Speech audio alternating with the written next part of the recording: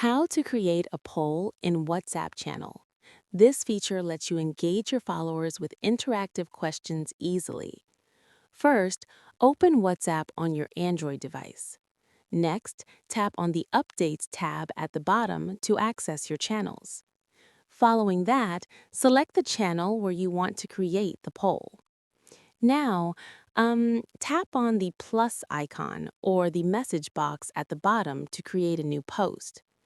Moving forward, tap on the poll icon from the available options. You'll see icons for text, photos, videos, and polls.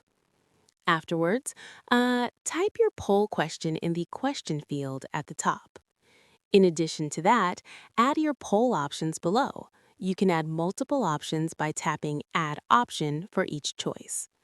Once you've added all options, you can also enable Allow Multiple Answers if you want followers to select more than one option. Subsequently, review your poll to make sure everything looks correct. Moreover, tap the Send icon in the top right corner to publish your poll to the channel. Afterwards, your followers will be able to vote on the poll and you can view the results in real time by tapping on the poll. And that's it.